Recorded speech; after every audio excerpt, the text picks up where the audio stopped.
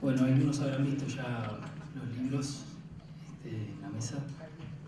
Eh, Estamos presentando al mismo tiempo bueno, dos libros que abren dos colecciones, lo cual no es menor porque son al mismo tiempo que son una provocación por los planteos que están presentes en los libros, bueno, son también la invitación a que otros se enganchen en esta colección, en estas colecciones.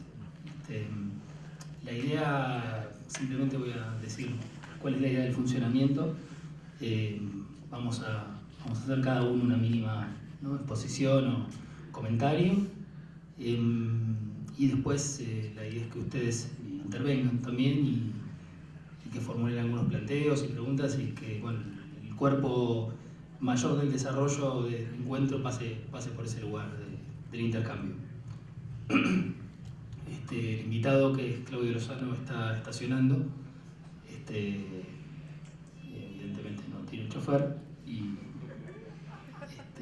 así que bueno, estamos esperándolo, pero la idea es también que esto se produzca como una conversación y que alguien se pueda sumar como en una rayada, ¿no? Vamos a ver si lo logra. ¿De qué conversar? ¿De qué conversar? Y bueno, hay unos libros. ¿No los viste afuera? Pensé que Lozano iba a explicar de qué íbamos a hablar. No, él no tiene que explicar nada. No, en realidad les quería contar mínimamente. La editorial Cuadrata trabaja, es una editorial pequeña y de gran corazón, que coedita algunas de sus colecciones, una con la Biblioteca Nacional, precisamente, más de una en realidad, pero la editorial, la colección Conosur, que está donde figura este libro de Miguel sobre Che Guevara, es coeditada con la Biblioteca Nacional, y la otra colección, que se llama Autonomía, es coeditada con el Instituto de Pensamiento y Políticas Públicas, que bueno, sí, está dentro de Buenos Aires para Todos, y por eso bueno, Claudio Lozano es ahí una figura ligada a esa coedición, que está codirigida junto con Adrián Canchi y Tomás Raffo, que está aquí presente. Al mismo tiempo, también tengo que decir que Mariano Arzadún, como titular de la editorial Cuadrata, es quien apuesta de manera permanente a que podamos hacer estos libros. Un librero de oficio de la calle Corrientes, lo cual también es algo muy lindo de esta editorial, que está presente en todo el circuito de librerías, pero más usuales, pero bueno, al mismo tiempo está en esas cuevas de la calle Corrientes, donde uno muchas veces ha husmeado y se ha empachado de libros baratos, digamos. Además son colecciones de libros populares y accesibles en precios, lo cual también es una política de esta editorial.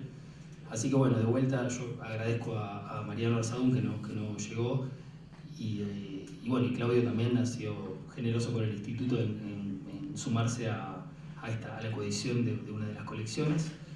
Así que bueno, si ustedes quieren empezar a hacer tiempo, no sé. Sí. De último hubiera tocado el saxo. Bueno, yo voy a empezar entonces a presentar un poco, sobre todo el librito con Luisa, ¿no? En realidad, bueno, la primera sorpresa es la primera vez que me pasa varias cosas con un libro, ¿no? Tan chiquito, aparte. Por empezar, que el editor tenga tanta vergüenza de lo que publica, que tenga que llamar un conjunto de jazz contemporáneo para que la gente no se vaya enojada, ¿no? Diga, bueno, por lo menos que haya algo bueno. Y después no solamente tuvo vergüenza de nuestro libro, sino que por cómo estaba escrito, lo que había dentro, que le puso un prólogo súper serio, como para que la gente después más o menos diga, bueno, no, había algo serio, era el prólogo, ¿no?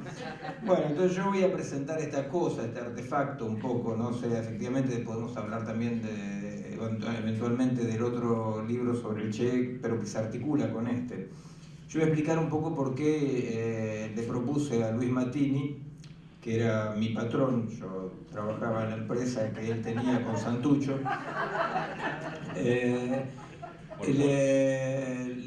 le voy a explicar un poco por qué hice este libro con el patrón, ¿no? Resulta que uno, cuando va la vida pasando, envejeciendo, qué sé yo, le sorprenden ciertas cosas, porque poco a poco la gente te va haciendo preguntas sobre cosas que vos viviste, que vos hiciste, y poco a poco vos te das dando cuenta que vos vas contestando medio como desde afuera del que fue, ¿se entiende? O sea, yo me iba dando cuenta que la vida iba pasando y que lo que me preguntaban sobre, bueno, la acción revolucionaria, el RP, la cárcel, bueno, los primeros años de exilio, yo los primeros años, después de los 4 años y pico de cana, me expulsaron como francés para cubrir la muerte de las 2 monjitas francesas, ¿verdad? Me expulsaron a Francia, llegué a Francia, una cosa medio espectacular, en un avión argentino, como si fuéramos presos hasta allá, bueno, qué sé yo. Y bueno, era el tiempo donde estaba Astiz en París, o sea que siguió un poco la cosa, así que, pero después el tiempo pasa, ¿no? Y cuando la gente preguntaba sobre esas cosas, lo más sorprendente era que yo me iba sintiendo tan exterior a ese Miguel que había hecho todo esto, como la persona que me preguntaba. Y eso es una cosa un poco rara, porque es cierto que uno lleva las cicatrices, los duelos, las melladuras, ¿no? Que lleva melladuras y milladuras en yiddish, uno lo lleva, pero no puede hablar desde adentro de eso que uno fue. Y yo empecé a volver a la Argentina poco a poco y me he dado cuenta que pasaba algo raro, que pasaba que el tiempo pasado tenía dificultad a pasar en la Argentina, ¿no? Como que el pasado estaba quedándose, que se quedaba, que exigía quedarse. Y lo que motivó un poco esta charla así escrita con Luis fue un poco eso, esa sensación un poco extraña de toda esta gente que hablaba como si todavía habitara ese pasado, ¿verdad? Y resulta que de un punto de vista, claro, este es el libro menos serio que yo escribí en mi vida y espero no repetir esta mala experiencia, ¿no? Pero de un punto de vista un poco más serio, digamos, de un punto de vista de un poco de teoría de la historia, lo que nosotros siempre charlábamos con Luis era esta paradoja que hace que en realidad la persona que sobrevivió a eventos de este tipo no puede explicar lo que vivió porque él no es lo que vivió. Él fue parte de algo, una parte de algo que él no puede responder desde ese algo. El ejemplo más filosófico y profundo eran los Rolling Stones, ¿no? Resulta que los Rolling Stones, de vez en cuando tienen que pagar los impuestos, me imagino, ¿no? Hacen un concierto en París. Y entonces la gente va, ¿no? Fueron los Rolling Stones que me explicaron en esta teoría de la historia que yo les voy a explicar a ustedes, ¿no? La gente va a escuchar a los Rolling Stones, pero no quiere escuchar a estos abuelos que siguieron tocando música. Por ejemplo, Mick Jagger hace un poco de free jazz o de jazz contemporáneo, hacen cosas más o menos interesantes. No, la gente no quiere escuchar a estos, ellos quieren escuchar a los como si fueran, ¿se entiende? Y los Rolling Stones suenan exactamente igual que en los discos de la época o en los recitales, no sé, no podía estar, pero es como si. ¿Por qué es como si? Si ellos tocan, están todos vivos, están cantando, están tocando. Y bueno, porque lo que pasa es que los Rolling Stones, de acuerdo a la hipótesis histórica que es el eje de este libro, de este diálogo con Luis, los Rolling Stones hacen parte de una ola, de una articulación histórica, de un momento en el cual, para escuchar los Rolling Stones, para que los Rolling Stones suenen, tenía que haber el horror de los bombardeos con Napalm en Vietnam, tenía que haber mayo de 68, tenía que haber el principio de la revolución revolucionaria en Latinoamérica, ¿se entiende? O sea, es una época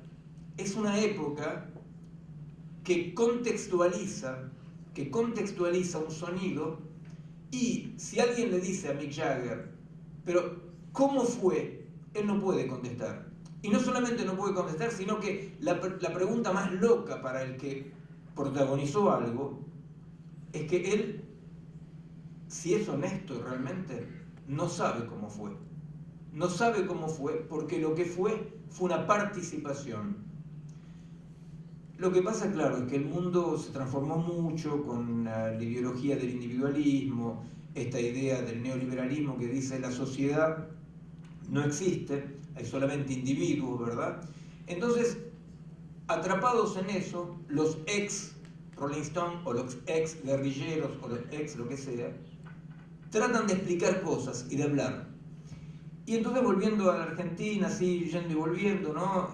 Muy seguido, una vez me pasó de escuchar a otro comandante de otra fuerza guerrillera,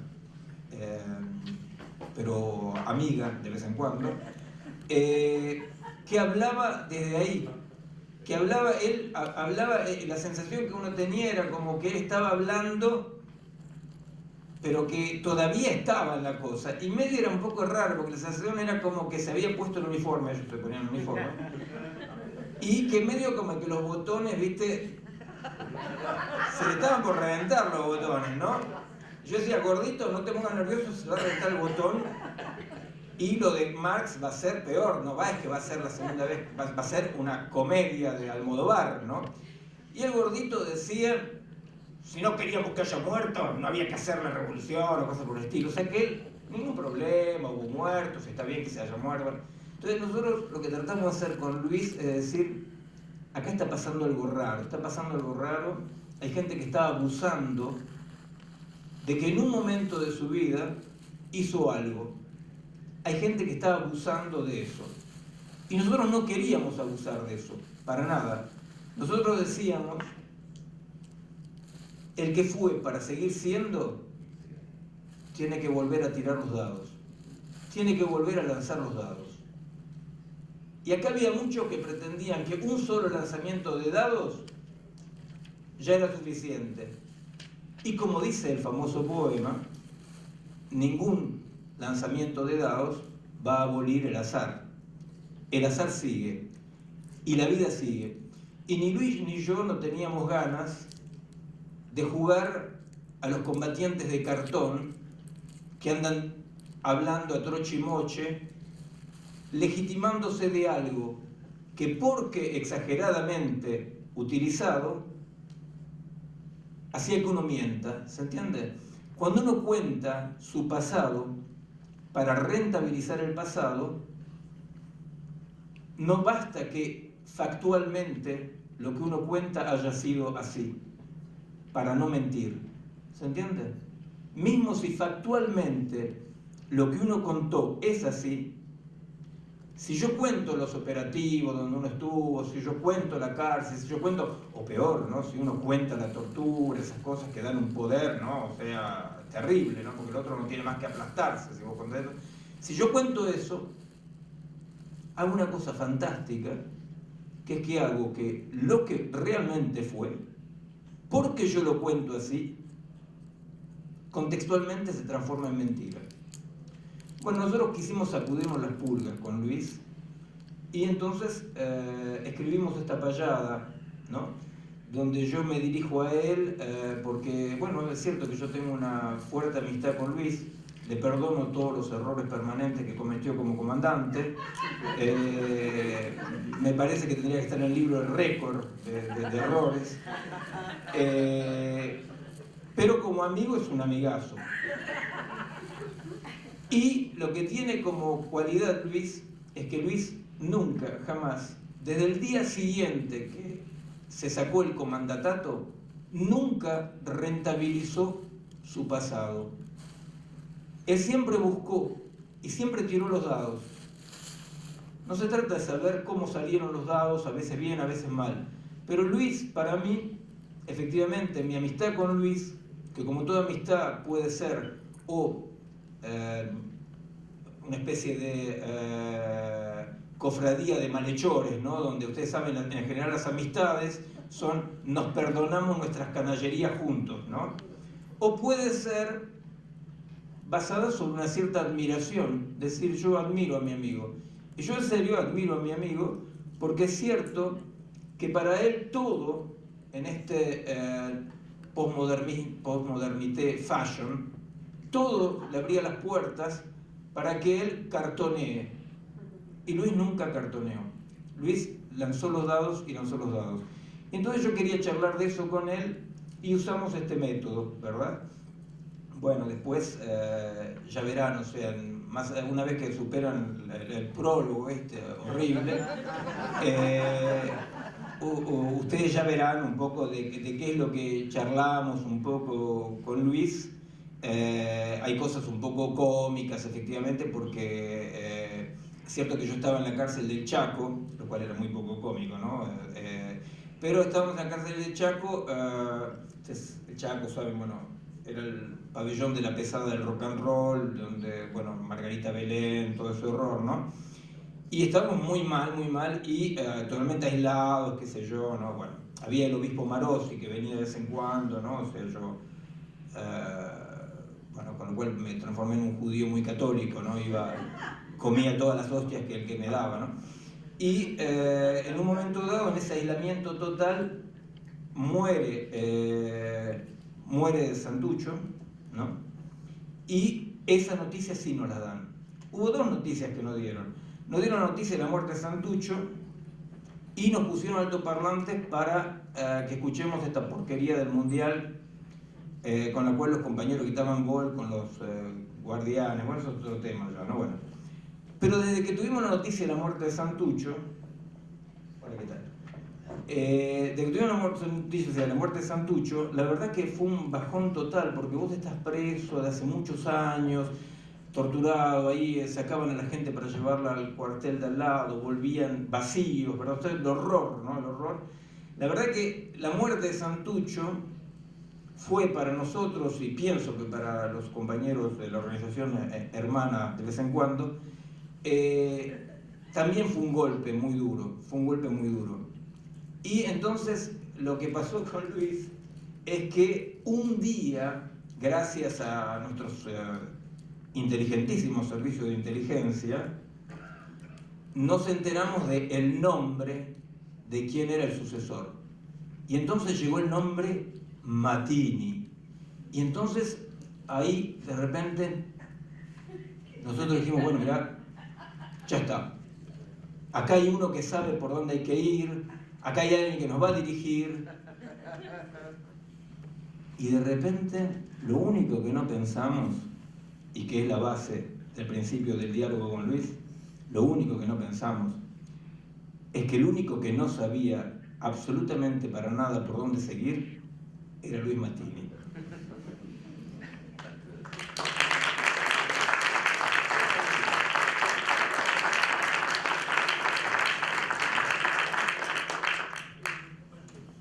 ¿Querés decir algo?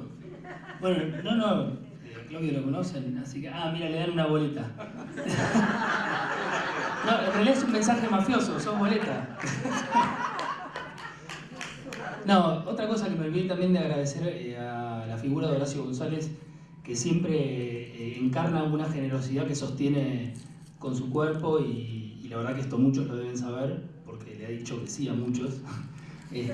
Pero realmente, además de ser uno de los intelectuales que tiene un vuelo y una sensibilidad muy singular, digo, de los que quedan de una larga tradición, bueno, es un tipo muy generoso y que no quería dejar de hacer este agradecimiento en esta casa. Así que bueno, no sé si... Le agradecemos todos. Yo creo que todos. Y bueno, no sé si Luis quiere decir algo. Fuiste tan nombrado que te quedaste... Voy a responderle. Bueno, hola. Sí. Hola. Bueno, saludo a todos, ya los vi a la mayoría, y a los que los conocidos, los no conocidos los conozco ahora. Bueno, lo que puedo decir respecto a esto es que, lo digo en serio, fuera de broma, él jode, pero yo soy Mi humor es germánico, entonces es pésimo, es pésimo. Mejor no hago, cuando hago un chiste quedo mal. Así que estoy hablando en serio, ¿no? Que la relación con Miguel siempre fue una relación conflictiva.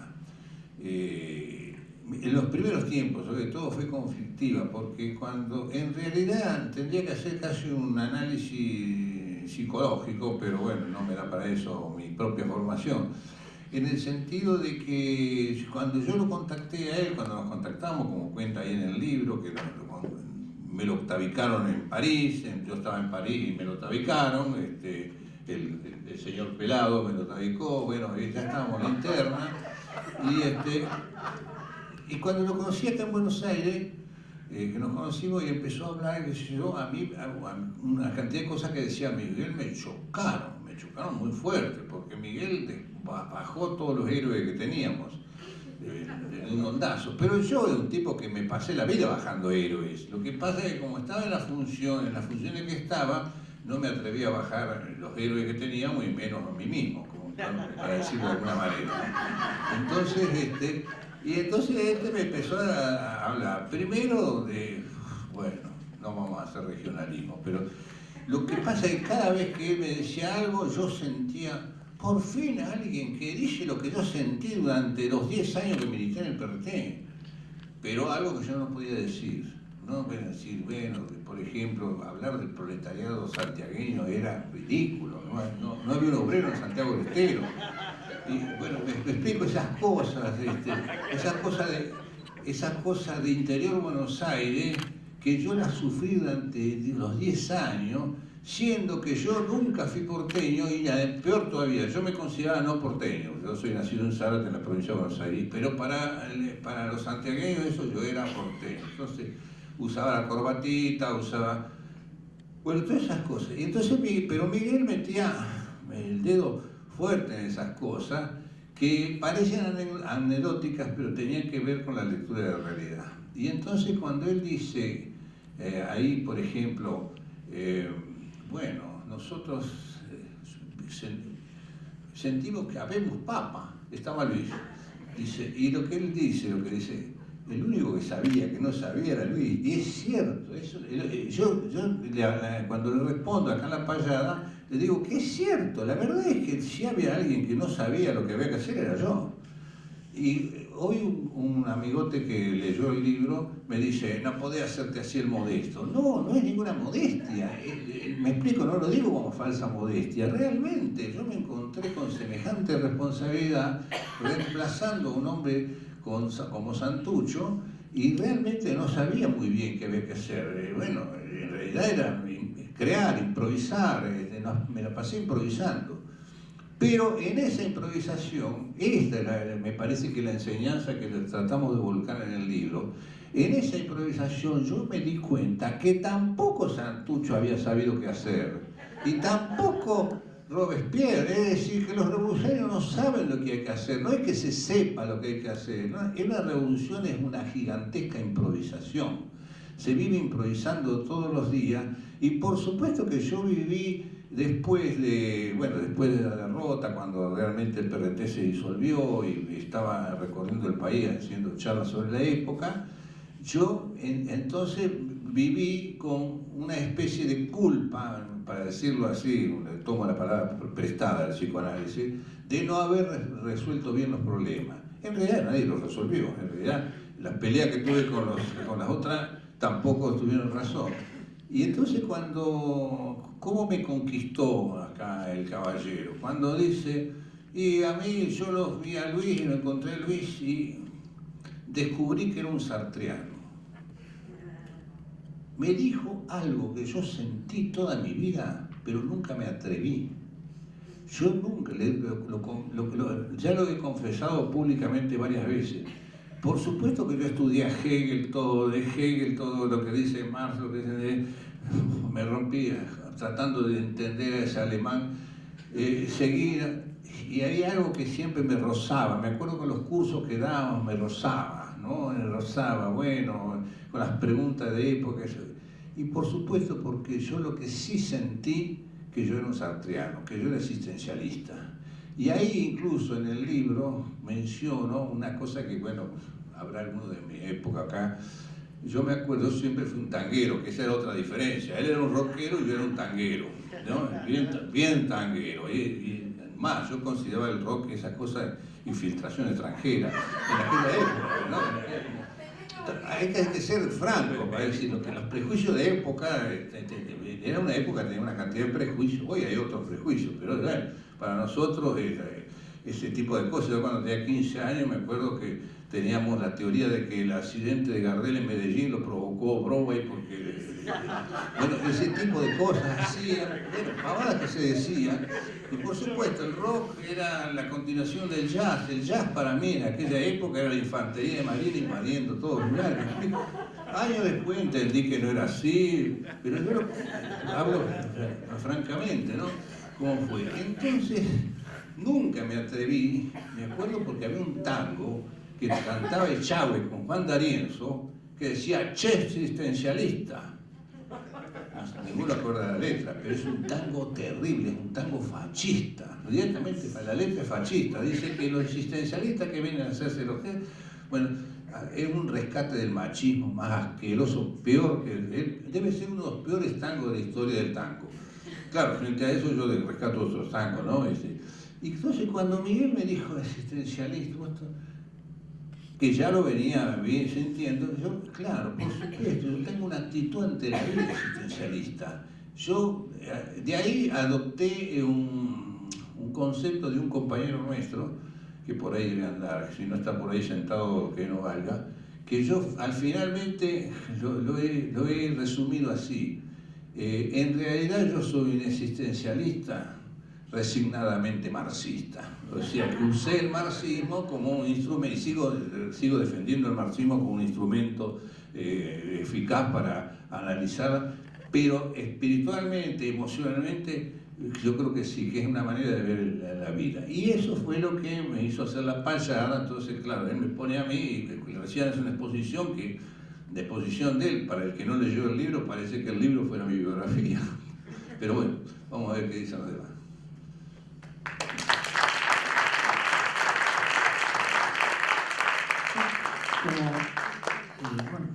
Como también tenemos el libro de Miguel sobre Che Guevara, que se llama Che Guevara, la gratuidad del riesgo, podemos hacer el cambiazo, ¿no? Hacemos el amontonamiento de comentarios y ahí empezamos a recibir algunas impresiones de ustedes. Porque lo escuché a Claudio en algún lugar en una entrevista diciendo que le preguntaron qué estaba leyendo y dijo el Che Guevara de Miguel Benacer. Muchas gracias.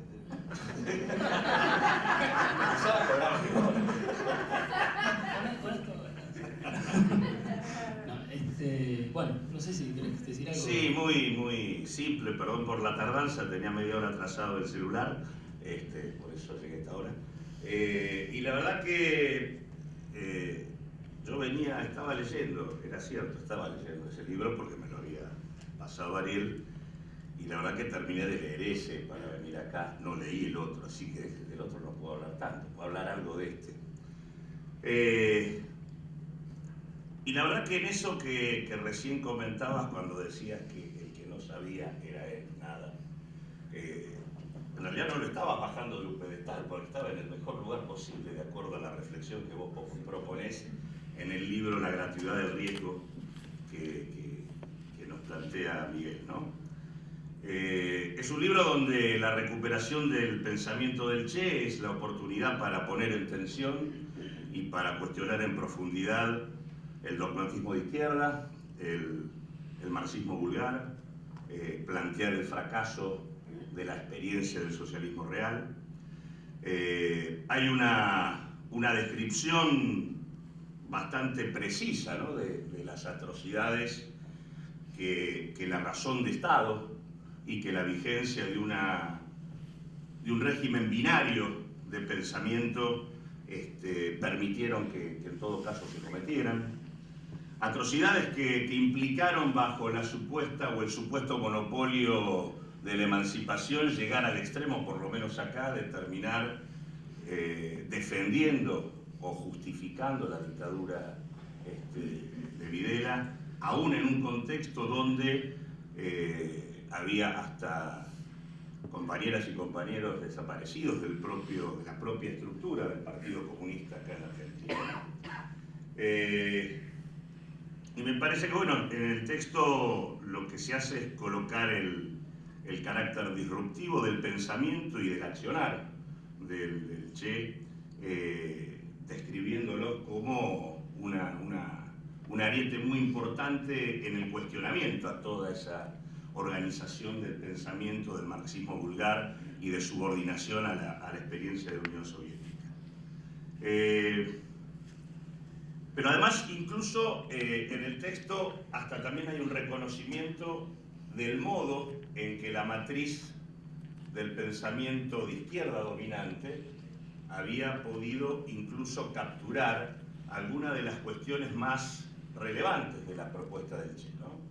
Básicamente en el análisis que hace Miguel sobre el tema de la ética del hombre nuevo, en donde lo que hay es lo que él demuestra es cómo la matriz dominante lo que permite es transformar esa ética en una suerte de una moral que se transforma en una suerte de corset reaccionario y conservador que incluso supone un proceso de inmolación de muchos compañeros y compañeras. Me pareció percibir, no sé si me equivoco o no, que esta relectura del Che está puesta en una clave que recupera conceptos que son parte de la tradición del pensamiento de Badiou. Me parece que algo de esto hay puesto ahí en el texto. Y digamos que me parece que lo que hay es un cuestionamiento mucho más en profundidad, más allá de que se elige la discusión con la experiencia comunista. Me parece que hay un cuestionamiento en profundidad a la práctica política como tal. En ese sentido, a esa idea en donde se supone que algunos, estructurados en un partido, en nombre de alguna concepción, se autoproponen para llegar por alguna vía, sea institucional o armada, eso es una cuestión secundaria, y desde ahí resolver los problemas de la gente porque ellos saben cuáles son los problemas y los modos en que estos se van a resolver. Y en ese sentido aparecen algunos cuestionamientos que por eso digo, el mejor elogio que le podías hacer a Luis es decir que no tenía la menor idea de qué era lo que había que hacer, porque lo que hay acá es un cuestionamiento bastante profundo a la idea de que hay una razón de Estado que defender, que el tema no pasa por cambiar una razón de Estado por otra, sino por tener la idea que hay una razón y que eso es lo que debo defender del resto, que en todo caso ahí aparece la madre de buena parte de los autoritarismos. Aparece también con mucha claridad el tema de la imposibilidad de decir que uno tiene una idea de cuál es la otra sociedad y que la puede planificar y tenerla ya definida con toda precisión y que en nombre de eso hay que hacer todo. Y al mismo tiempo también aparece un cuestionamiento bastante fuerte a la pérdida de relevancia del aquí y el ahora en nombre de supuestas concepciones de alcance universal que obligan a alineamientos donde la experiencia concreta pierde valor. Me parece que hay un conjunto de cuestiones que ponen en discusión no solo lo que fue la experiencia anterior, sino que pone en discusión la propia práctica política hoy. Y hay algunas cosas que me parece que tomándome de algunas cosas que está planteada incluso en la primera página del libro, donde se dice con toda claridad que es el miedo, la amenaza y el terror los que favorecen las tentaciones disciplinarias. La idea del disciplinamiento a partir del miedo, de la amenaza y del terror me parece que es un tema muy fuerte, no solo para verlo en relación a esa experiencia histórica que de alguna manera remite el texto, sino que me parece que es una cuestión crucial para el debate político de la Argentina. y más particularmente para el debate político de la Argentina posterior al genocidio. Básicamente porque desde 1983 para acá ha sido sistemáticamente la puesta en forma de algún dispositivo donde aparece la amenaza, donde aparece el temor o la remisión al terror, al horror o al miedo, lo que de alguna manera va configurando distintos dispositivos de dominación en nuestro país. En ese sentido, es muy claro el tema de que nosotros transitamos el tiempo de la democracia argentina con la vigencia en un determinado momento donde cualquier discusión respecto a la experiencia democrática era colocada en el territorio de una suerte de amenaza que nos llevaba al retorno al golpe de Estado. En alguna medida, buena parte de lo que fue la apuesta institucional de normas como fueron obediencia de vida, punto final e indulto, se justificaron en el temor al retorno a la experiencia dictatorial. Del mismo modo, el temor a la hiperinflación fue lo que de alguna manera justificó la puesta en vigencia de toda la experiencia privatista y de desguace estatal que vivió la Argentina, y de la misma manera también el hiperdesempleo fue una de las herramientas fundamentales que se argumentaron para poner en marcha todo el proceso de flexibilización de las relaciones laborales en nuestro país. Es decir, durante todo el trayecto institucional, la cuestión del terror, de la amenaza, aparece como una clave para estructurar el dispositivo de dominación. Y en ese sentido, si hay algo que caracteriza lo ocurrido en la Argentina a partir del 2001, sobre todo por la irrupción popular y el cuestionamiento que esto implicó al sistema político vigente en su conjunto, es que lo que hubo fue la posibilidad de romper, por lo menos poner en suspenso por un determinado tiempo, ese dispositivo de dominación. La idea del temor, de la amenaza que había quedado plasmada en la Argentina a partir de lo que fue la experiencia del genocidio, si hay algo que el 2001 hace es ponerla en suspenso y abrir, por lo tanto, la posibilidad de un proceso político distinto, un debate diferente, que me parece que es el que de alguna manera nos viene trayendo hasta hoy. Y en ese sentido, quizás sea importante en esta discusión ver que hoy también aparece, con una sólida estructuración mediática y demás, una suerte de discusión que amenaza con volver a instalar el tema del temor como parte sustancial del debate argentino.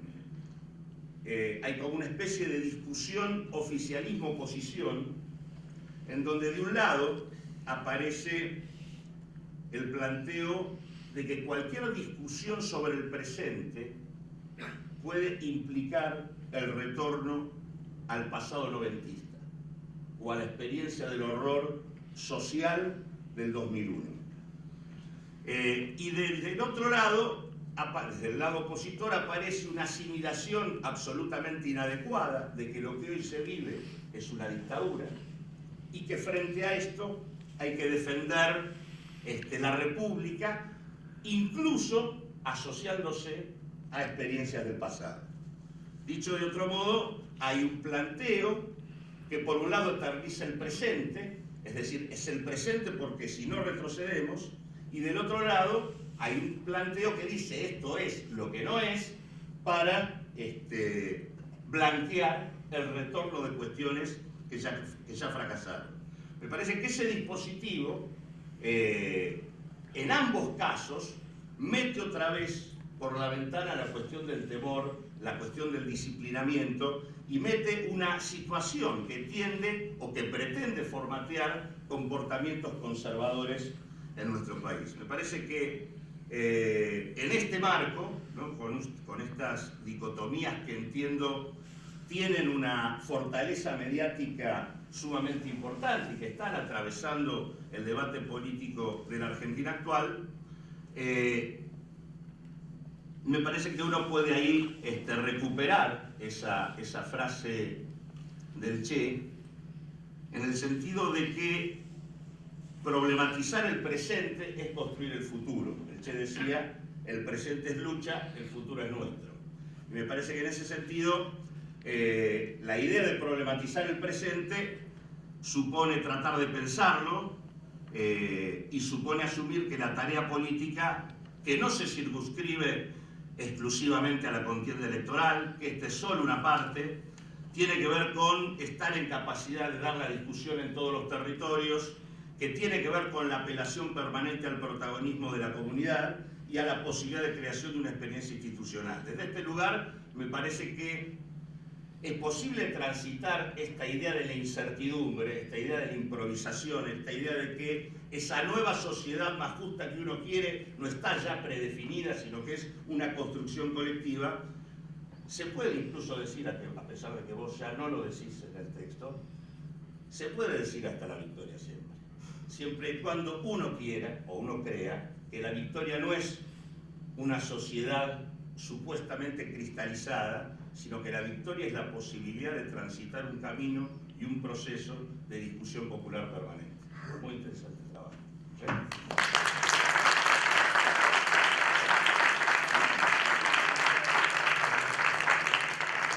Bueno, yo les agradezco a los autores por habernos dado, sobre todo el de Miguel y Luis, que la verdad que estaba impecable el libro, no tuvimos casi que ni corregirlo,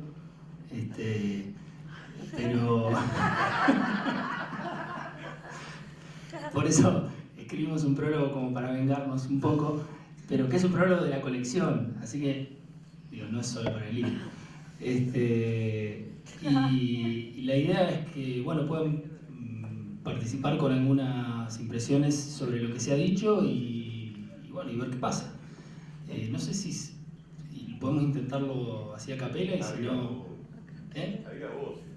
Sí, ¿no? Sí, sí. Bueno, el que quiera, grite. Yo creo que estoy celebrando las palabras de Miguel y de Luis con respecto a no saber qué hacer. Inmediatamente me convoca la célebre frase de Mariátegui, que la revolución es creación heroica, ¿no? Y a mí me parece que esta incertidumbre que vivíamos desdobla la experiencia del PRT en dos grandes aspectos. El PRT como lugar de gran generación, de gran transformación de ideas, de inquietudes, y el lugar dogmático, el lugar prearmado y frustrante para muchos de nosotros. En la experiencia personal, lo que vivimos en los lugares más modestos de la estructura del partido, terminamos la militancia y nos llevamos a militar con la organización intermitentemente hermana, que era mucho más divertido, ¿no? Esta es la realidad. A mí me parece que lo que estamos viviendo hoy en Argentina es un episodio, es un acontecimiento histórico nunca visto, nunca pasó, y que el sacrificio de los compañeros que murieron, los que estuvieron presos en el exilio como ustedes, está presente en forma de cadena histórica ininterrumpida. A mí me parece que esta experiencia que vivimos ahora, que es profundamente democrática, yo no acepto que haya limitaciones al debate, a la amplitud, y no hablo de partidos, sino hablo del proceso general que vive la sociedad argentina de hoy. Nunca hemos vivido una transformación, yo diría una revolución democrática sin precedentes. Y acá la cadena histórica de lo que fue el PRT y las demás organizaciones revolucionarias está totalmente vigente en sus valores y en sus principios, independientemente de las formas y de las estructuras distintas que es la sociedad hoy en día. De manera tal que a mí me parece que esta situación convoca la reflexión de aquellos que quieren, de alguna manera, en lugar de intervenir en el debate, en lugar de ser generosos y ser principalmente, no por un partido, no por la figura de una persona o de un grupo de personas, sino por un gran proyecto continental, diría, más que nacional, y que en lugar de eso quieren trabar las cosas de un lugar donde participa la mezquindad, el individualismo, en lugar del proyecto colectivo, me parece que es un error muy grande. Estamos embarcados en una gran mayoría, no por el número, sino por la calidad, en un proyecto democrático y transformador muy intenso de la sociedad del continente. Y no entender que la política se agrandó en el continente, que la política hoy en día es un medio de transformación radical y profunda de toda la sociedad. Es un error muy grande. Entonces yo creo que las pequeñeces y las mezquindades habría que aplicarlas y tributar esas fuerzas democráticas y esas fuerzas de debate que se dijo acá a la totalidad, a lo general. Nada más. Un pequeño problema porque ni Luis ni yo entendimos cuál era la pregunta. No había ninguna, no había ninguna. Una simple reafirmación de lo de ustedes. Cero preguntas. ¿Alguien más tiene un manifiesto para...? Es muy humilde para Yo, más que un manifiesto, nada, es un agradecimiento, principalmente porque empecé a militar en el 2001. Yo soy uno de los que, sin tener teniendo experiencia previa, digamos, en iglesia, en instituciones, sin conocerlo a Luis, eran los materiales que llegaban en ese momento, era lo que estábamos buscando. Y también encontrábamos a los muchachos que se ponían el botón. Y con 20 años te venían y te decían, porque yo y ahí era un problema. Fue un problema. También lo ha hecho, después milité en la facultad, un montón de cosas. Y la experiencia de no tener gente que pudiera hacer esta mirada en esos lugares fue un problema. Y ahí el problema de la dictadura, la experiencia social que nos tocó vivir a todos, era no tener a los compañeros que necesitábamos de generación. Necesitábamos eso. Y no estuvo, lamentablemente. Y estar acá para mí representa mucho movimiento en ese sentido, porque es una experiencia que yo entiendo lo que dice Claudio, que dice, bueno, abrimos. Sí, pero eso también nos quemó. Nos quemó los jóvenes que no teníamos a quién preguntar. Y ahí hay una experiencia también de problema con estos dirigentes que, porque habían leído un par de años más, venían y decían cosas y uno quedaba, mirá, leyó Hegel, leyó Marx, y vos por ahí no habías leído nada, ¿entendés? Y entonces estabas en un problema porque lo único que tenías era una inevitable sensación, instinto, una pulsión de vida que vos estabas viendo ahí, que era el momento, y no teníamos la forma de articularlo. Y así se desbarató todo, ¿no? Empezó a la asamblea a haber correríos, en que estamos para más política, que estamos menos política. Y el problema de la política se cuestiona, el concepto de la política. Y me parece que lo que vos decís del amor, dijiste del temor, de la amenaza, está en la escuela hoy. Y ahí también tenemos un problema. Porque está todo bien con organizarnos políticamente, pero cuando no podemos trabajar eso, ni siquiera en nuestra propia casa, también es un problema. Y ahí yo donde pienso y tenemos el problema del Estado. El Estado es totalitario, el Estado siempre es como lo mismo, pero no lo podemos negar. Ese fue nuestro error. Los que leíamos, los que nos juntábamos y leíamos el autonomismo italiano, nos creíamos por afuera de eso. Entonces nos íbamos a hacer experiencias o tratábamos de hacer cosas. Y la verdad que tenemos que reestructurar algo mucho más interno, que es la relación humana. Con respecto, yo quería solo... Sí, perdón, esto es como, la verdad que, de hecho también, ¿no? Me parece que cuando escuché a Miguel en la radio o algunas cosas, hay fibras que se tocan y aquellos que estábamos como guardados porque la experiencia del 2001 nos hizo mal en algunos aspectos, nos hizo muy bien en otros, pero es salir de nuevo a ver qué pasa y nada, es una pregunta, ¿no? ¿Qué hacemos? ¿Qué hacemos ahora?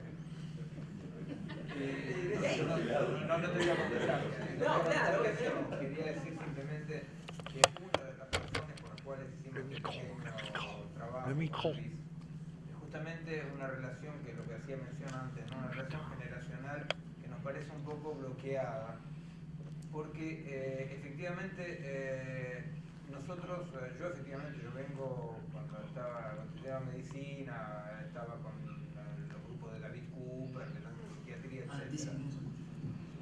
Entonces yo vengo efectivamente de una experiencia claramente antiautoritaria, etc.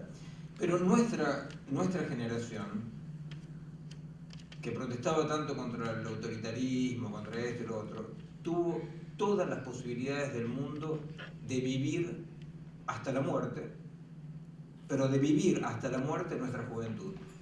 Y hoy en día hay un terrorismo realmente contra la juventud, porque no se le deja a los jóvenes vivir lo que es la juventud, que es experimentar, tomar riesgos, tomar caminos de costado, vericuetos, ¿verdad? O sea, se le dice hoy a los jóvenes, vos tenés que hacer algo útil, porque si no haces algo útil, vas a tener hambre, y vas a estar enfermo, y vas a estar en la calle. Entonces, efectivamente, hay un tema que fue el tema para mí de base de la rebelión en la cual yo participé, que es la crítica a la disciplina, y la disciplina siempre avanza por el terror y el miedo, ¿no? Y yo pienso que hoy en día los jóvenes están muy maltratados, mucho más maltratados, pero infinitamente maltratados que en mi generación, y que efectivamente uno de los problemas, no es el problema central, pero uno de los problemas es que los que hicieron cosas, en vez de humildemente participar en esta situación nueva con lo que aparece como nuevo, yo lo que entiendo es que están sistemáticamente bloqueando la iniciativa, la creatividad joven, poniéndole encima estampitas sagradas de lo que nosotros hicimos, etcétera, etcétera. Y eso me parece muy malo, me parece que realmente me parece que es una falta de respeto mismo hacia nuestra historia, de utilizar así esa historia diciendo, ustedes todo lo que pueden hacer es pálidamente imitarnos. Entonces, una parte de patear el hormiguero que teníamos ganas con Luis era eso, exactamente eso, es decir, hay una transmisión generacional malísima entre los rebeldes de ayer que se transformaron en próceres acartonados y los jóvenes de hoy que están realmente maltratados. No los matan como nosotros, no los torturan, no, simplemente les impiden de vivir la vida porque le dicen, vos tenés que caminar derecho, si no te vas al tacho.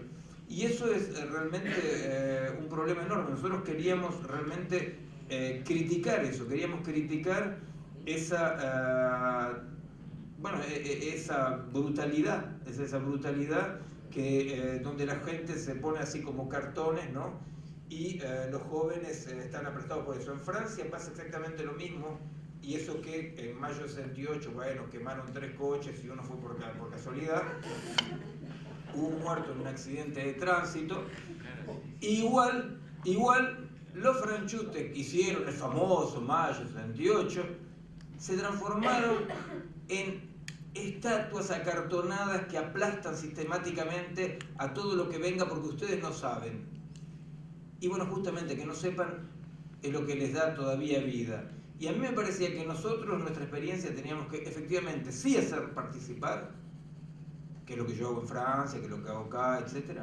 Pero participar humildemente con las nuevas formas y esta idea de que estamos lanzando el dado, lanzamos los dados con la gente o no lanzamos los dados con la gente. Y acá hay mucho acartonamiento. Yo simplemente les digo una idea. ¿Ustedes se imaginan si en 2005, 30 años después de la caída de Franco, ustedes iban a Madrid? Nadie pensaba la realidad española con respecto al franquismo. Nadie pensaba la realidad española con respecto a los nuevos lanzamientos de dados. Bueno, acá está perfecto lo que pasa con la justicia histórica. O sea, que metan en cana, que no haya venganza, está fantástico eso. Pero con respecto a la política hay que lanzar los dados y es necesaria una humildad que deje lugar, Hay un detalle de esta época que nunca se discute y a mí me gustaría ponerlo. Bueno, yo me paso intentando discutir. No quiero traer ahora a esta sala la discusión si fueron 30.000 o no los desaparecidos, pero para tomar esa cifra, no voy a discutir eso. Pero si hubo 30.000 desaparecidos, lo menos que hay son 200.000 sobrevivientes. Habemos, acá estamos. Nosotros somos 200.000 por lo menos, porque no mataron a todos los revolucionarios de aquella generación nuestra. Entonces yo creo que me pregunto, ¿dónde están esos 200.000 como éramos nosotros? ¿Qué hacen? Y yo creo que lo que acaba de decir Miguel es lo que está pasando. Se la pasan diciéndole a los jóvenes, ustedes se están masturbando, ustedes están, nosotros sí que hicimos la revolución, y están todos retirados, a una vida cómoda. Y eso me parece que es una autocrítica que tiene que hacerse nuestra generación, nuestra participante, porque junto con eso lo que están creando son museos de la memoria que están funcionando como panteones. Hay un doble sentido en eso. Por un lado estoy de acuerdo, vamos a hacer justicia histórica, etcétera, etcétera, pero cuidado, que también en ese discurso hay un discurso que está diciendo, muchachos, no se rebelen demasiado porque miren lo que les pasó. Miren lo que les pasó, lo que se rebelaron. Toda esta cuestión de hacer museos y panteones de los lugares donde hubo desaparecidos, donde hubo terrorismo, etcétera, en última instancia hay que mirarlo con mucho cuidado, porque también dice, cuidado que si hacemos demasiado nos puede pasar lo que les pasó a esta gente. Y eso me parece que es una discusión que hay que hacer. Yo estoy de acuerdo con Miguel en una cosa, a los jóvenes se les está impidiendo ser lo que tienen que ser. Bueno, nosotros ya no somos viejos. Y en ese sentido, y con esto termino, yo tuve un maestro que fue un maestro, y en ese sentido fue maestro, que se llamó Silvio Frondizi. Silvio Frondizi, cuando nosotros empezamos el PRT, la guerrilla, todo eso, era un hombre ya, era un hombre que ya pasaba los 50 años. Decía, para nosotros era un viejo. Yo ahora tengo 70 y pico, pero para nosotros era un viejo. El viejo Silvio. Silvio Frondizi fue uno de los intelectuales más notables que tuvo este país. Y Silvio Frondizi, que fue el que nos formó a una generación, a un grupo nuestro que éramos Praxis, etc., muchos de los cuales nos hicimos después guerrilleros y fuimos al PRT, o incluso otros fueron a los Montos. Él formó cuadros, hizo un grupo donde formaba cuadros para la revolución, siguiendo la idea de Che Guevara, etc. Y cuando apareció el PRT, Silvio Frondizi se incorporó al PRT. Siendo como era el PRT tan ridículamente clasista, que en el PRT no podía haber en el Comité Central un intelectual, tenían que ser revolucionarios profesionales, no podían ser. Entonces, a Silvio Frondizi no se nos ocurrió, perdón, se prohibió que lo incorporaran al Comité Central. O sea, Silvio Frondizi se incorporó al PRT como un militante de base, y siempre lo que tuvo él siempre fue crítico, al mismo tiempo como era un intelectual, nos criticaban, miren muchachos, lo que pasa es que yo creo que con la lucha armada se están desfasando, va demasiado adelante la lucha armada con respeto, él defendía la lucha armada, pero decía que, las críticas que nos hacía eran muy justas, y no tuvo ningún empacho en seguir a nosotros, que éramos los jóvenes, es decir, ¿qué es lo que yo estoy intentando hacer? Yo lo que intento hacer es mirar dónde están los muchachos, qué están buscando los jóvenes, los chicos de hoy en día, y voy a ir atrás de ellos, olvidando de las charreteras estas que me dio este hombre, la palabra patrón en francés quiere decir jefe, ¿no? El que hace trampa con la palabra patrón, ¿no? Patrón quiere decir jefe, era jefe, no patrón. Claro, vos decís, el jefe de servicio, ¿qué te parece? Bueno, lo que quiero decir que me parece que es cierto, que nosotros tenemos que ver qué hacen los jóvenes, que dejarlos que hagan la suya, en una palabra, tienen que hacer la suya, no hablo más. Bueno, ahí, María, ¿vos querés decir algo sobre lo que se dijo? No, yo digo algo, y perdón, ¿no? Porque después de nombrarlo a Silvio Frondizi, ¿será algo de eso que hoy Francisco, que es Bergoglio, esté pudiendo ver cuando dice pórtense mal? Pero yo creo que ese Goy tiene otras intenciones. No, cuando Luis habla de seguir a los chicos, creo que no quiere decir, no lo dice como cura. No, dice eso. Dice eso.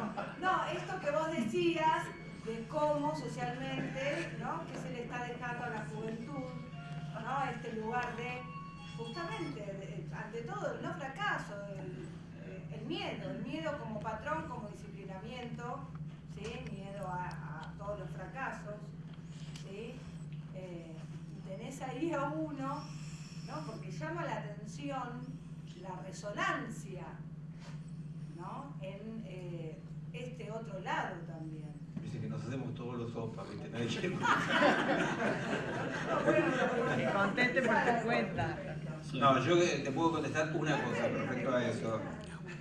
Yo creo que efectivamente frente al neoliberalismo actual, a la posmodernidad que dice todo es posible, a esta flexibilidad máxima que transforma la cultura y la especie humana en recursos humanos, ¿verdad? O sea, frente a esta destrucción de cultura, de dimensiones de vida, es cierto que la religión aparece para mucha gente como lugares de resistencia a la deconstrucción total posmoderna.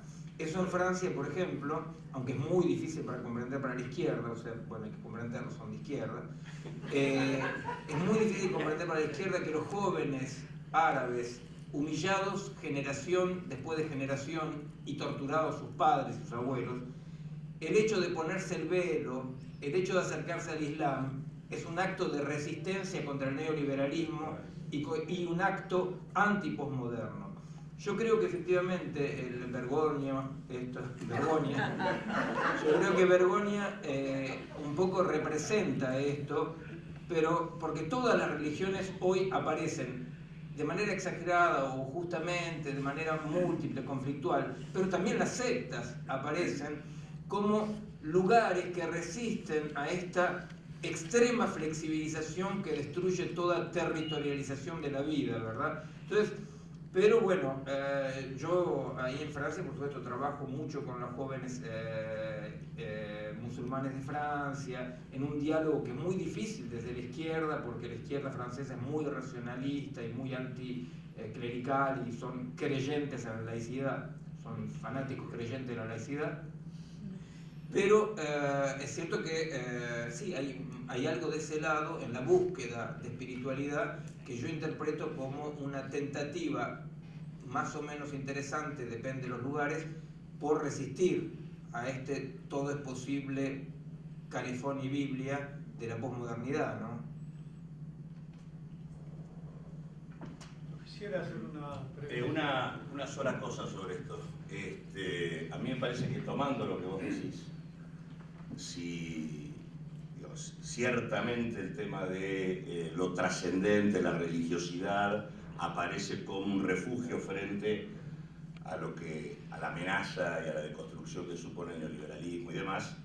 Me parece que la aparición de Bergoglio en la iglesia, en realidad lo que habla es de una iglesia que estaba perdiendo absolutamente para el campeonato, con todas las sectas y con todas las otras experiencias religiosas, y es un intento de reposicionar a la Iglesia Mundial en la disputa por esta disputa intercultural que existe a nivel mundial. Me parece que es esa el lugar que ocupa Bergoglio. Totalmente de acuerdo. Bueno, pasamos a un tema laicos ahora. Yo me quedé con el tema de los panteones. A mí me parece bien que los compañeros tengan un panteón. Es como cuestionar que en Europa no tenga un panteón los caídos en la Segunda Guerra. Es una forma de visualizar el fenómeno y me parece que va en contra del temor. Es al revés. Es para salir del temor. Por ejemplo, bueno, yo tengo a mi compañero desaparecido y hay una placa en la esquina en donde desapareció en un bar en Ramírez de Escalada con su nombre. Se hizo un acto y fueron todos sus compañeros de la secundaria que querían participar. Se legalizó la amistad, las vivencias de Raúl cuando era joven, en la militancia, había compañeros de militancia, y pasó a ser parte de la historia legalmente hablando. Digamos que se recuperan esos lugares, porque nosotros somos del tercer mundo, pero nos merecemos. Sí. ¿No? Graciela, te quiero. Bueno, pero no hay panteón. Espera, Graciela, te quiero decir. Graciela, yo creo hay una cosa con respecto. Yo estoy muy contento efectivamente con que Raúl haya podido reaparecer de esa manera en la historia, pero Raúl fue asesinado por la dictadura. Los panteones que nosotros contestamos son los panteones de los que, habiendo sobrevivido, pretenden gozar del respeto de los mártires, ¿entendés? O sea, ese es el problema, ¿entendés? O sea, No, yo pienso que, y yo también estoy contento que finalmente Raúl haya vuelto de la sombra y que se haya rearticulado algo y que los compañeros que lo conocían de antes y que con el miedo se habían olvidado que lo conocían, están ahí. Me parece fundamental, me parece fundamental. Nosotros estamos hablando de los compañeros que, como nosotros, tuvieron la suerte, total suerte, de sobrevivir, porque dependía a veces, viste, de un milímetro que el tipo tira al lado, y que estando vivos reclamamos el respeto que se le debe a los compañeros mártires muertos.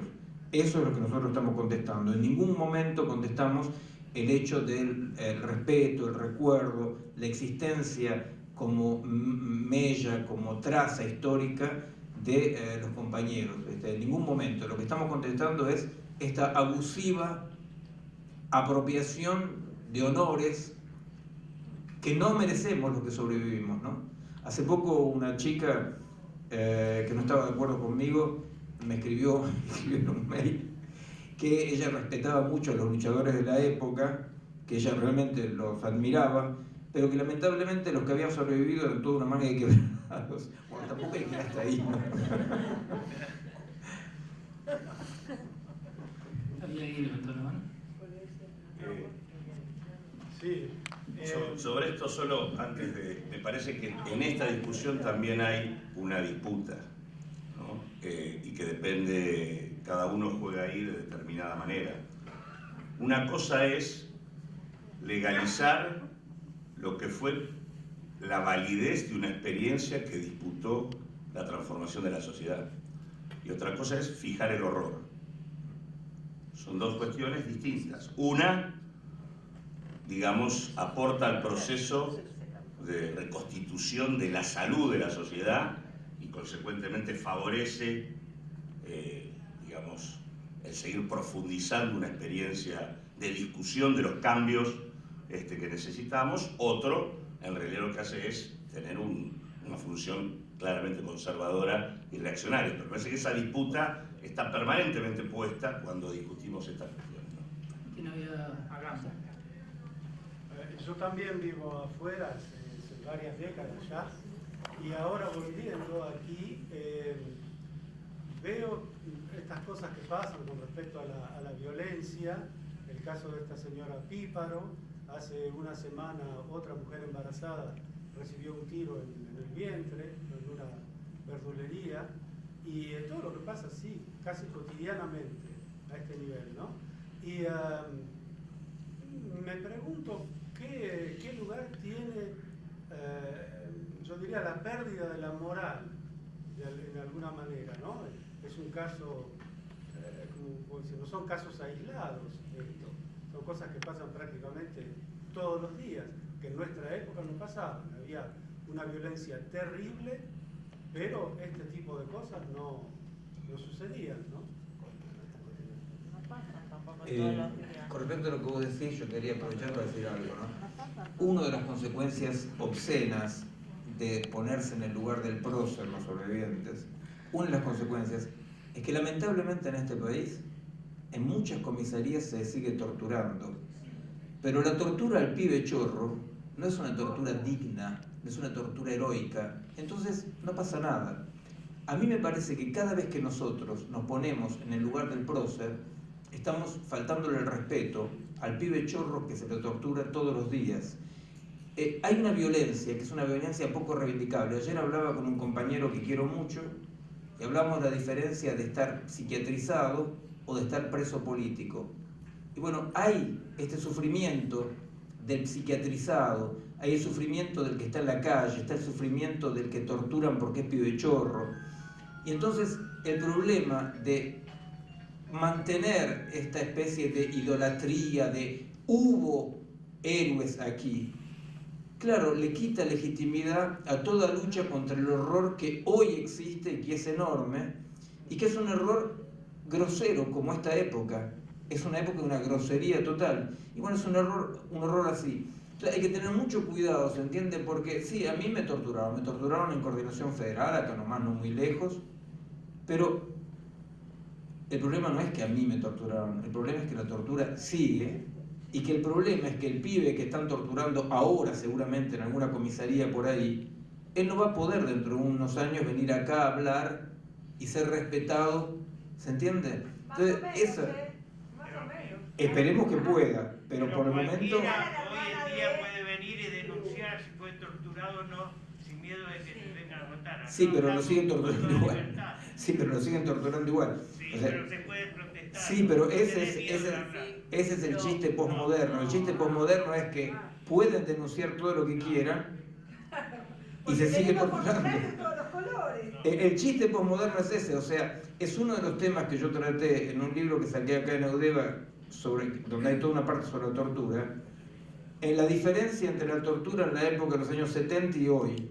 En los años 70 los militares aceptaban todo, salvo que torturaban.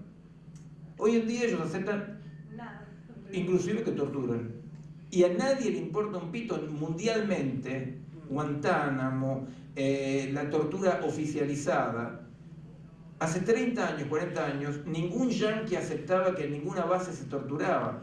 Ha pasado algo, ¿se entiende? Efectivamente, pueden hoy los pibes chorros decir en algún diario, me han torturado. Y el problema es que no pasa nada. ¿No? Que ha pasado algo con los cuerpos. Tengo que marcar dos disidencias muy grandes a eso. Primeramente, que los compañeros que realmente han vuelto a la militancia inmediatamente después, han tirado las barajas varias veces, nos hemos comprometido y no hemos reclamado nunca esos honores que vos decís, somos muchos. Los otros han quedado fuera del circuito. Es una elección libre, nunca hemos reprochado eso.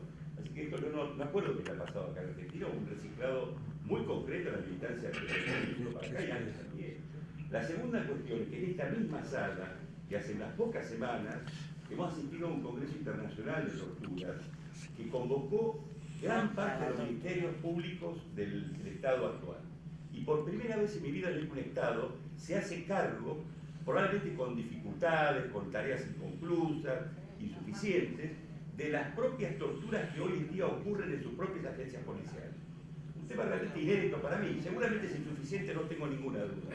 Y tampoco es cierto que la denuncia no pare en algunos casos, no en todos por cierto, porque la tortura sigue creciendo en muchas partes del mundo.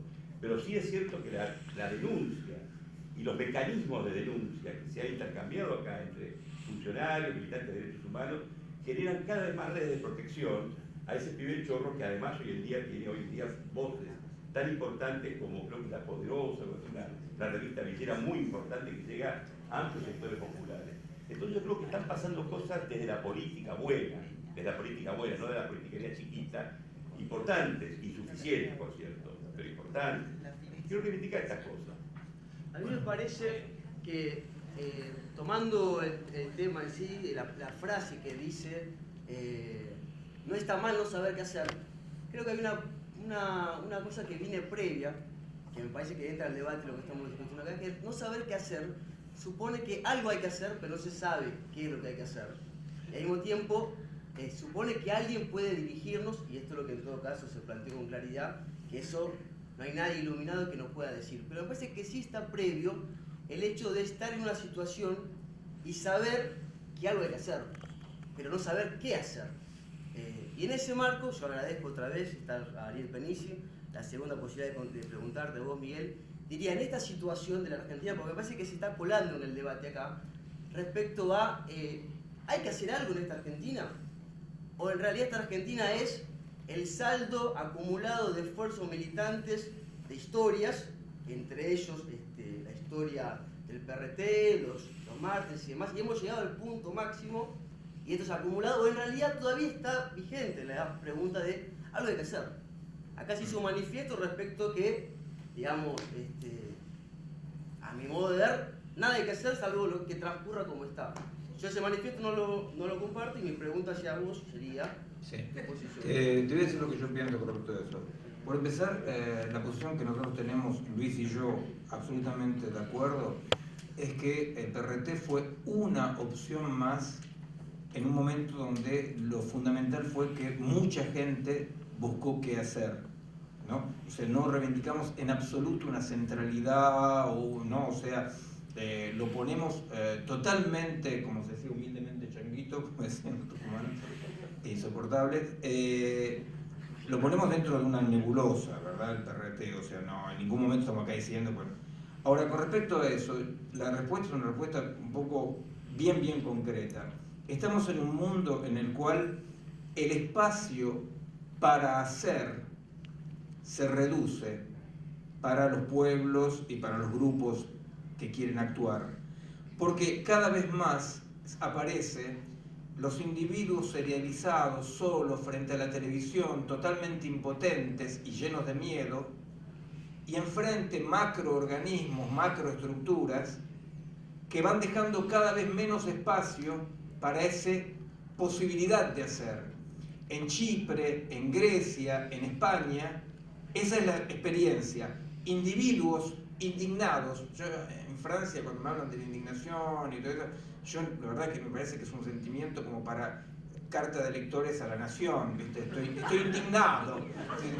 Bueno, está bien, qué bien, estoy indignado. Bueno, y cada vez ese sentimiento no es gratuito, que sea, la indignación es un sentimiento moral individual. Yo me indigno, qué bien, Pepe, te indignas.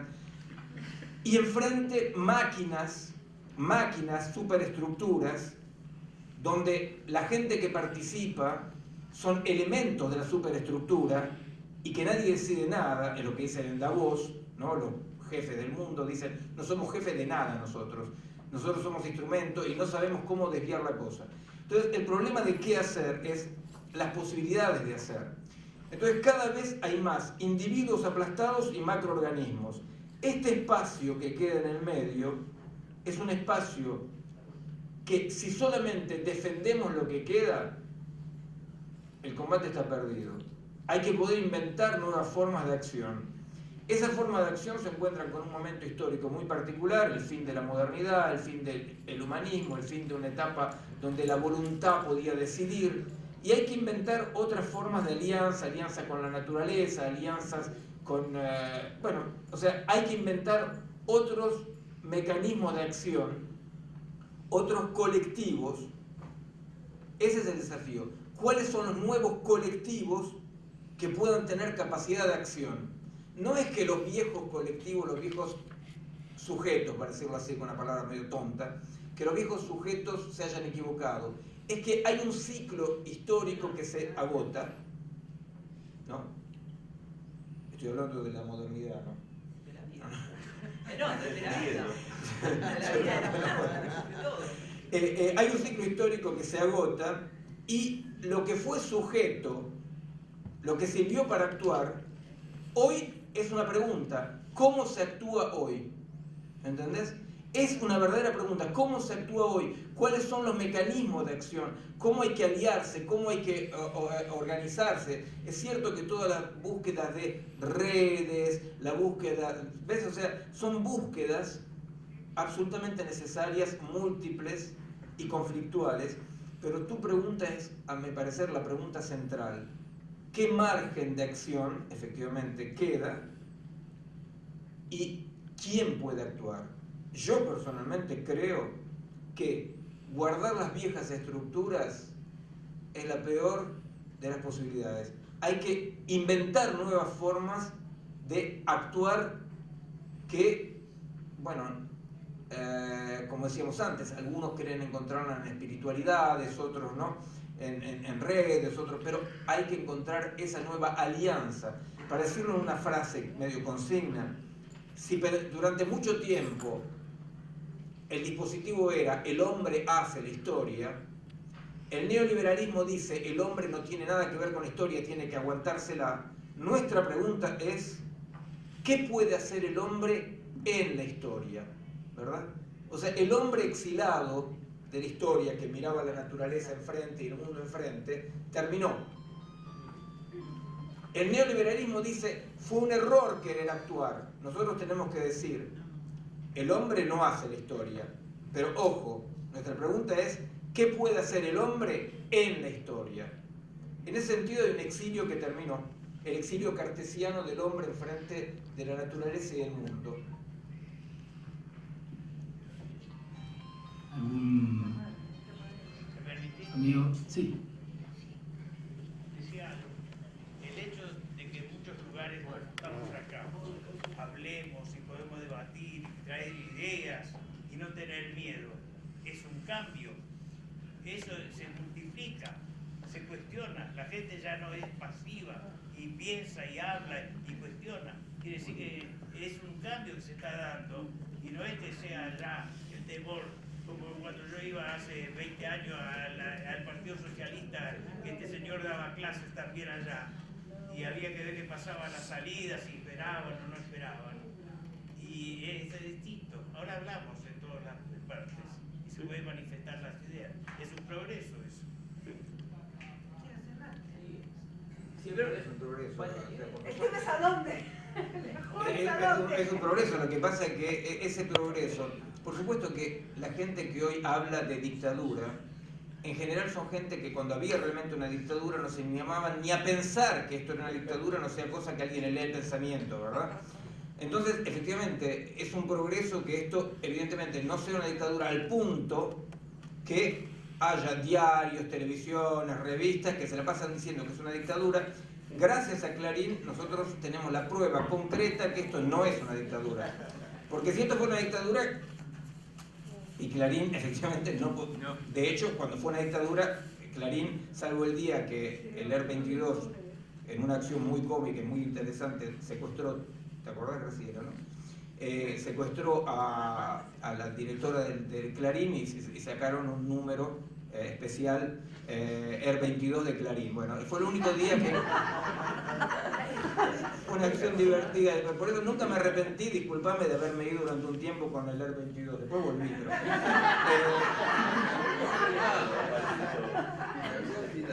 Pero bueno, es cierto que esto no solamente no es una dictadura, sino que le están garantizando las libertades democráticas a los cretinos que dicen que es una dictadura, pero aparte están garantizando las libertades democráticas por primera vez en la historia de la humanidad a los torturadores, a los verdugos, a los genocidas.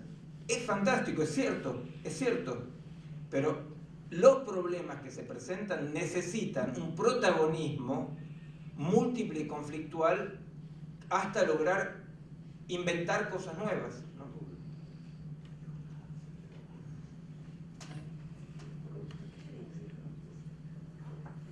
Yo por ahí quería, para preguntar y pensar, tomando esto de que hoy en día, es verdad, se pueden decir muchas cosas y es para reivindicar, pero un poco esto del posmodernismo, del exceso de que uno puede decir a mí me torturaron, otro puede decir yo soy fanático de tal cosa, yo soy fanático de tal otra, o sea, está todo dicho, están todas las posibilidades de decir dichas y sin embargo nada pasa, o sea, hay una normalización y un aplacamiento ante la posibilidad de decirlo todo y de verlo todo, digamos. Entonces por ahí la pregunta es cómo se resiste a esta nueva sociedad de control, digamos, que ya no es la que no te voy a dejar decir, sino decir lo que quieras que igual no pasa nada. La respuesta es muy concreta, ¿eh? Los cuerpos. Se puede decir todo mientras que vos no metas el cuerpo. Se puede decir todo por internet. Es cierto que, como se dice, el diario de Ana Frank era mal periodismo, porque falta el punto de vista del SS, ¿no? Del Gestapo. O sea, hoy en día no, hoy en día hay un buen periodismo porque hoy en día está el torturado y el torturador y cada uno tiene su verdad. ¿Cuál es tu verdad? Dice el posmoderno, ¿no? Esta es mi verdad.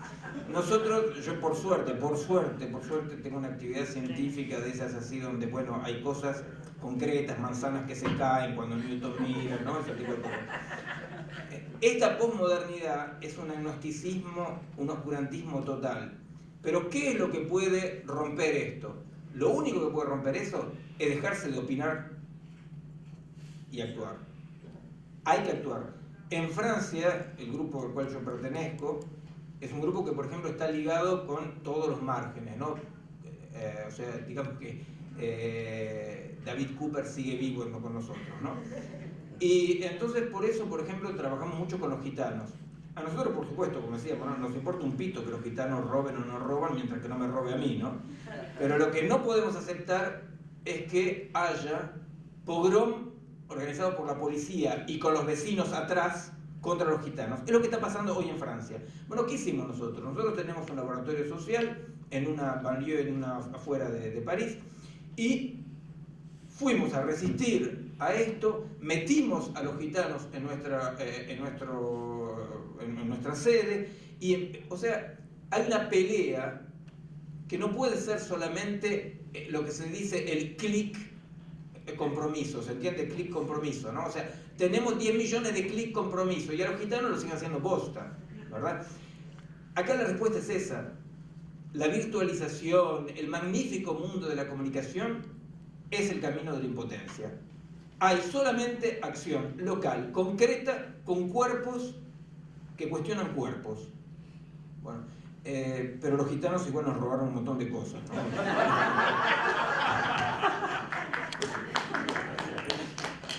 Eran gitanos. Yo creo que estamos ya en el horario final. Si alguien quiere agregar algo, algún agradecimiento, Luis, que nos gusta mucho escucharte, no dijiste más nada. Hay mucho para decir y ya poco tiempo, así que les agradecemos muchísimo al cuarteto de Leo Fernández por dejar nuestros cuerpos puestos ahí en un lugar interesante. Y bueno, la próxima vez entonces un concierto de saxo de Miguel Benzayac. Los dejamos con ganas a propósito. Y bueno, muchas gracias. En YouTube. Exacto. Yo lo que quería comentar a Siberia, a todos los arquitectos que hacen iluminación. Yo puedo ver la cara a la gente, no puedo iluminar. Es cierto, es cierto. Bueno, espero que podamos. Es el comandante, no el manda Siberia. No sabía qué hacer, pero sabía dónde mandar. Bueno, muchas gracias.